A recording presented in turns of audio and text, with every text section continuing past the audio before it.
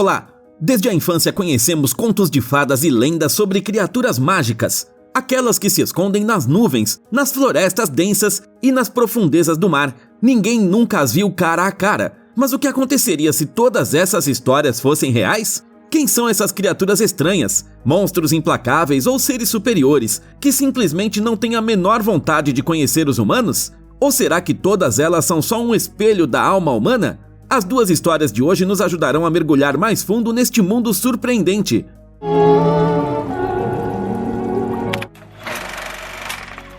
Estados Unidos, estado do Texas. Na cidade pesqueira de Palacios, na costa do Golfo do México, ocorreu uma catástrofe. Uma enorme mancha de petróleo poluiu as praias e deixou os pescadores sem trabalho. Um homem encontra um pelicano sem vida na areia, cujas penas estão grudadas por uma gosma preta. O homem leva-o ao correio e envia-o para a sede da petrolífera Titan, responsável pelo derrame. You want to go express your priority with that? Send it regular. Give it time for the stink to set in. Antes do desastre, Sharko Peters era um pescador respeitado e bem-sucedido. Por isso, ele ganhou o apelido de Tubarão. Os demais pescadores ainda esperam poder voltar a pescar e estão preparando seus barcos. Mas o Sharko sabe que todos os esforços da administração da Titan para limpar as águas são só mentiras. Tudo fachada. Há um ano, ele foi enviado de barco para ajudar a limpar o derrame. Na ocasião, aviões começaram a lançar produtos químicos para dissolver o petróleo bem em cima dele. O Sharko perdeu a consciência e caiu na água e acabou sofrendo queimaduras químicas e danos nos pulmões. Desde então, ele ficou cego de um olho e tem que carregar consigo um tanque de oxigênio. Antes, o homem conseguia caçar qualquer peixe igual um tubarão branco, mas agora ele virou um deficiente desempregado. O protagonista vai a um bar, onde o pescador bêbado afirma ter encontrado sereias. Elas o arrastaram para o mar e tentaram despedaçá-lo. Um amigo desse homem começou a disparar contra elas, e as criaturas saíram nadando para longe. Obviamente, ninguém acredita em suas lorotas. Então, o marinheiro mostra cicatrizes em seu corpo. Isso não ajuda muito. Qualquer um poderia ter arranhado a barriga dele. A abertura oficial da baía para a pesca está prevista para o dia seguinte. O governo já declarou a água segura. Os pescadores estão muito felizes por voltar ao mar, mas o Sharko não vai participar dessa palhaçada. Ele diz a todos que eles não encontrarão peixes. Políticos corruptos aproveitarão a situação para organizar um evento de grande repercussão e aumentar a sua popularidade. O Sharko fica bravo e grita. Em seguida, sai do bar e vai se acalmar no carro. Ele não consegue conter as lágrimas de desamparo por causa de toda essa injustiça. Nesse momento, ele é encontrado pelo Breezy, um pescador desleixado e bêbado que pede o barco dele emprestado para a cerimônia de abertura.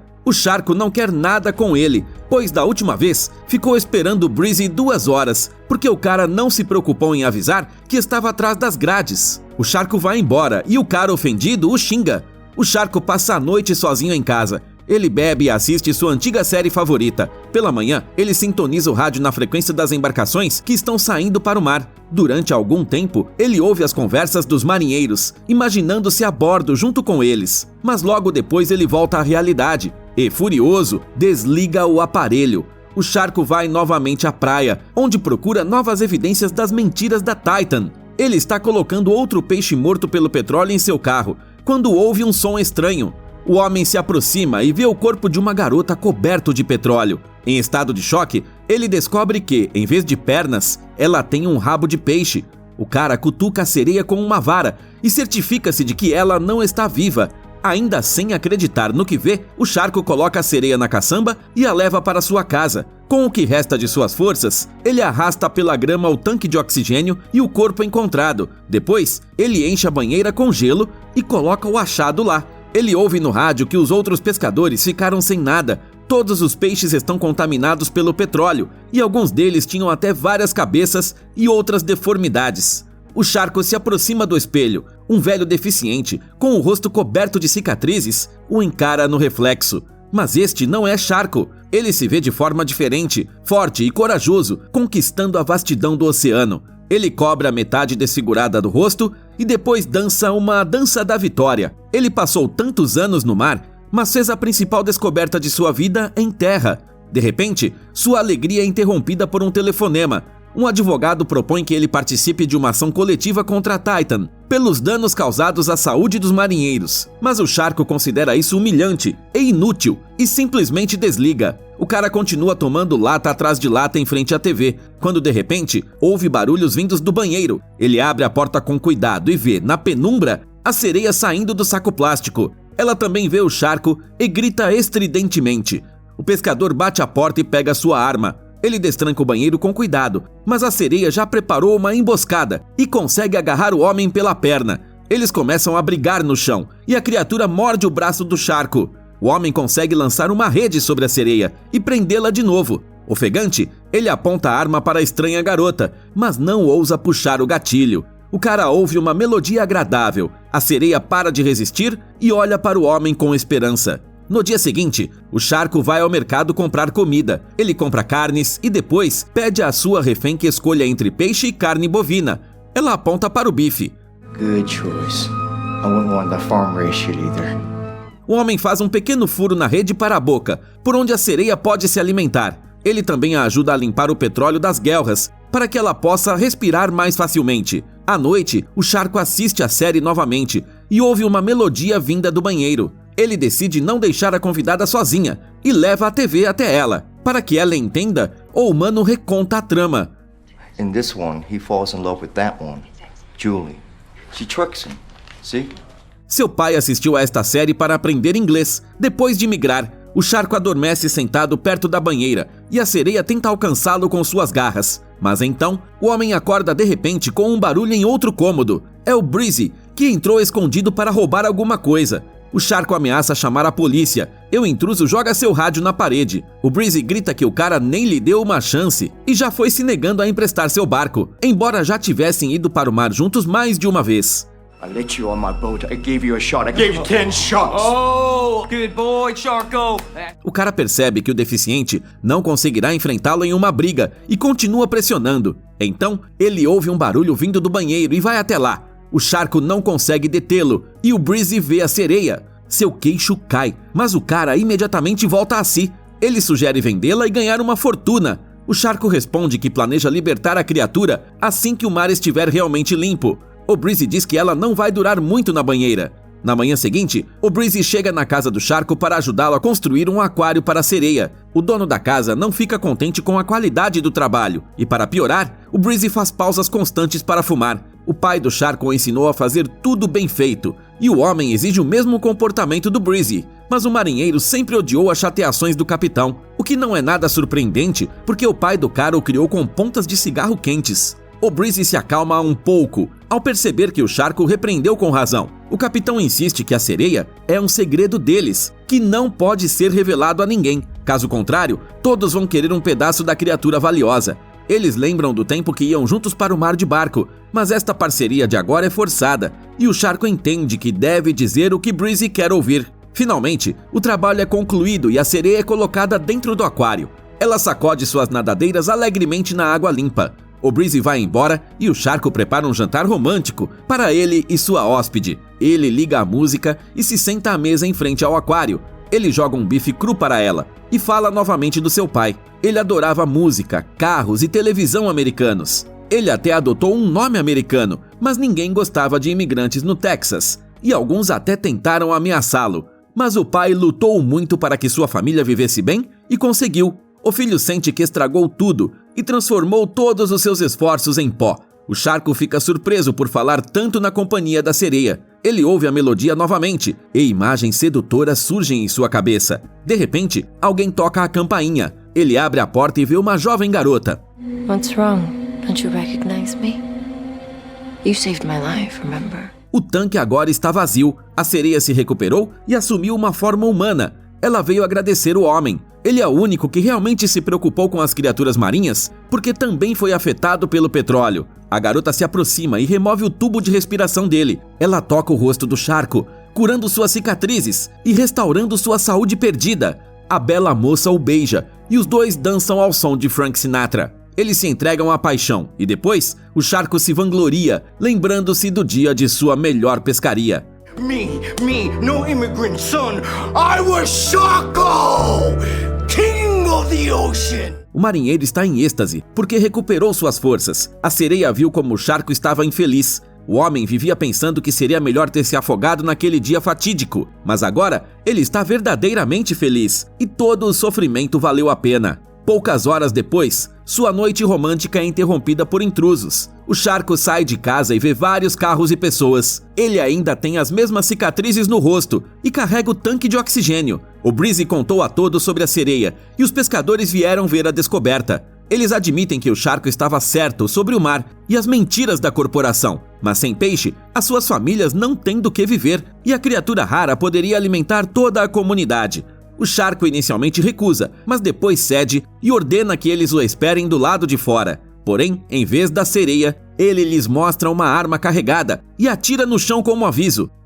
I'm the king of the f***ing ocean, and not a one of you's gonna take her from me! You hear? Os marinheiros decidem não arriscar a vida e vão embora. O Sharko volta para casa, onde a sereia nada em seu aquário. Todo esse tempo ela esteve ali, causando alucinações nele, mas ele continua delirando e promete protegê-la até o fim. Ele imagina os dois chegando a uma praia limpa, o tempo está perfeito e ele se livra das roupas desnecessárias. O cara corre e salta do cais para o mar. Neste momento, na verdade, o Sharko está mergulhando no aquário da sereia. A predadora o agarra e a água fica manchada de sangue humano. Este é o fim desta história. Cidade de Newark, estado de Nova Jersey. No final de fevereiro, objetos desconhecidos caíram do céu. Na verdade, se tratava de criaturas vivas. Elas foram chamadas de anjos por causa de sua pele branca, embora parecessem mais com monstros, ossudos e sem asas, com olhos vazios. Ninguém sabia por que eles apareceram. As pessoas se lembravam de lendas antigas e discutiam se os anjos salvariam o mundo ou o destruiriam. Um homem chamado Brian faz compras em um supermercado. Ele vê uma boneca na prateleira e decide comprá-la. Quando a caixa vai lhe dar o troco, ela acidentalmente deixa cair um punhado de moedas. O Brian entra em pânico e sai correndo sem esperar a vendedora pegar o dinheiro. Ele passa por um estúdio de balé no caminho para sua casa, que está decorada para o Natal. Lá, o homem embrulha a boneca e escreve nele o nome de sua filha, Tabitha. Por alguma razão, existem dezenas de canetinhas idênticas na gaveta. Em seguida, ele coloca a caixa junto com uma montanha de presentes debaixo de um pinheiro que está seco há muito tempo. O homem passa o dia inteiro bebendo em frente à TV. Sua esposa, Amy, volta tarde do trabalho para casa. Ela é policial e está com pressa para uma reunião de um grupo psicológico que lhe foi recomendado pelo médico. O Brian também precisa se arrumar para ir, mas ele diz que não está se sentindo bem. A Amy duvida que esse seja o verdadeiro motivo. Ela está certa. O marido simplesmente se recusa a seguir as recomendações dos psicólogos. It's not the same thing. Their kids are all dead. Our kid is not dead. Embora já tenha se passado mais de um ano, o Brian continua esperançoso de que sua filha será encontrada. A Amy resolve não pressionar o homem e vai sozinha. Ela apenas reclama que esperava que eles fossem juntos e que trocou de turno com o colega de trabalho especialmente para isso. No dia seguinte, o Brian vai a uma consulta com uma mulher que o hipnotiza. Ela o ajuda a lembrar o dia em que Tabitha desapareceu. O pai pegou a filha do balé e foi com ela comprar um sorvete. Um cachorro estava sentado perto da entrada da loja. A menina sonhava em ter seu próprio pet e queria muito acariciá-lo. O Brian permitiu que a criança saísse da loja enquanto ele ficava para pagar as compras. A caixa deixou cair o troco e o homem se deteve por um minutinho para pegar as moedas. Nesse meio tempo, a Tabitha desapareceu. A garota usava uma saia de balé e deveria se destacar na multidão, mas ninguém a viu. O Brian correu pela rua tentando encontrar sua filha, mas só achou o sorvete dela no chão. De repente, ele se lembra de uma minivan suspeita. A placa com o número se perde nos corredores da memória, mas a hipnóloga o ajuda a lembrá-la. Depois disso, o Brian vai à delegacia e pede para verificar a placa do carro no banco de dados. O colega da Amy o recebe, mas é cético quanto ao método de hipnose. Seja como for, aquela não é uma informação muito confiável. De qualquer forma, eles são obrigados a verificar, e o policial promete resolver tudo. O Brian está muito preocupado porque, sem novas provas, o caso será encerrado. A Amy, enquanto isso, continua frequentando o grupo de apoio psicológico. A Tabitha tinha 8 anos quando desapareceu. A menina estudava balé e levava a dança muito a sério. Ela queria sapatilhas de balé marrons, como as usadas pela trupe do famoso dançarino Alvin Ailey. Mas a loja local só vendia sapatilhas rosas. Então, o Brian simplesmente as pintou com canetinhas. A menina adorou e começou a usá-las o tempo todo. A tinta saía, então seu pai comprou mais canetinhas e ficava pintando as sapatilhas repetidas vezes. Elas ainda estão em casa junto com o resto das coisas da filha. Um dos membros do grupo não entende o que a Amy quer dizer. Ela realmente quer que sua filha seja dada como morta? A Amy, é claro, nega querer isso.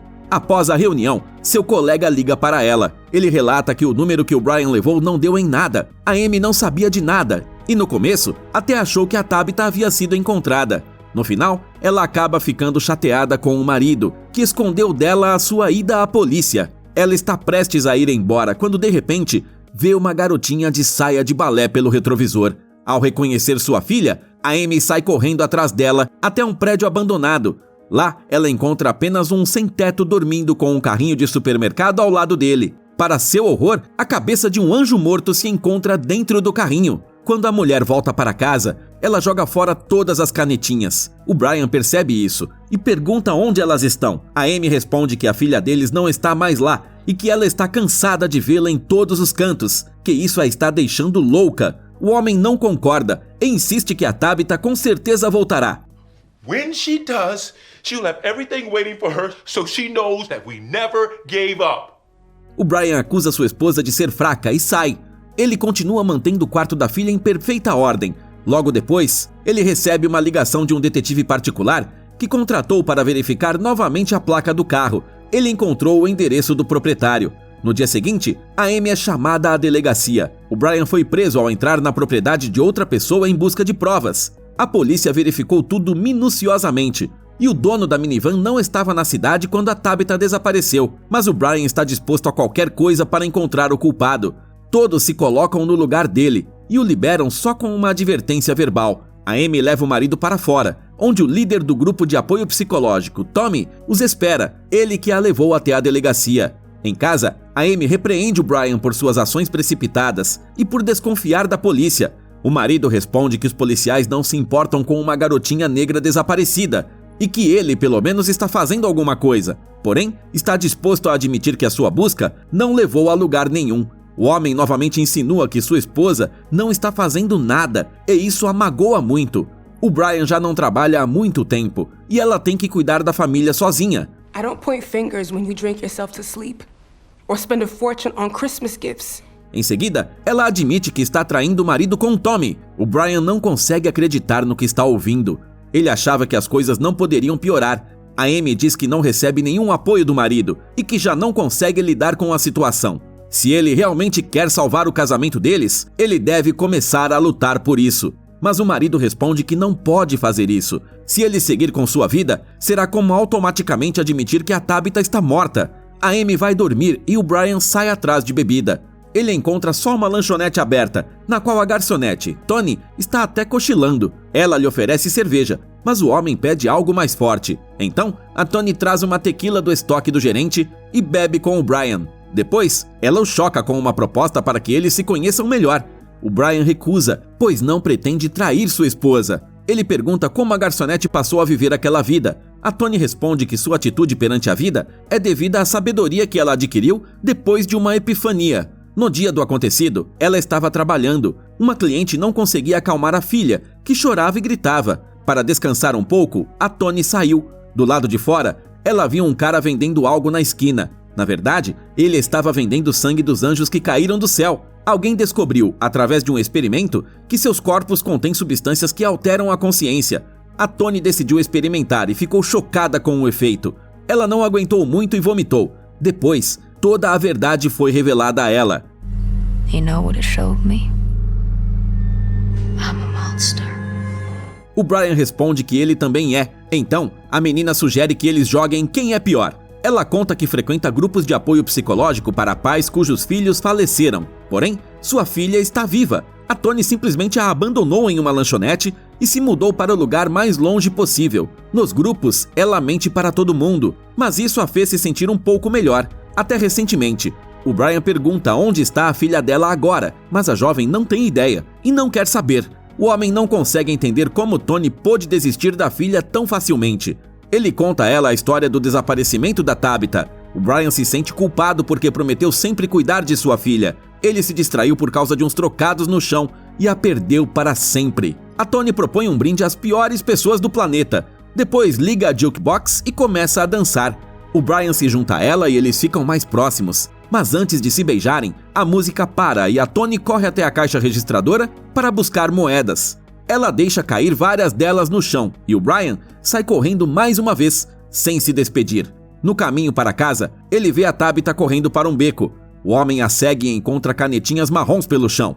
Elas estão dispostas uma atrás da outra e levam para uma lata de lixo. Lá dentro, o Brian encontra um anjo ferido. A criatura nua e indefesa aguarda silenciosamente seu destino. Talvez eles tenham aparecido na Terra porque precisavam de salvação e não o contrário. O Brian carrega a criatura nos braços até sua casa e a coloca na cama da Tabitha. A Amy o ajuda a cuidar da ferida. Eles decidem não chamar a polícia para que o anjo não seja levado embora. O Brian conta para Amy que as pessoas começaram a usar o sangue dos anjos por diversão. O casal se questiona se o céu é realmente tão bom, já que os anjos decidiram ir para aquele mundo cruel. Eles acalmam a criatura e depois adormecem no chão. Pela manhã, o anjo se sente melhor e chama os seus salvadores. Ele pega o sangue de sua ferida e coloca na boca do Brian e da Amy. Depois disso, todas as suas experiências começam a se transformar em pensamentos em velocidade acelerada. O Brian hipotetiza que sua filha está morta e não entende quem ele é sem ela. I never even wanted to be a dad. But now I am. And I've got no kid.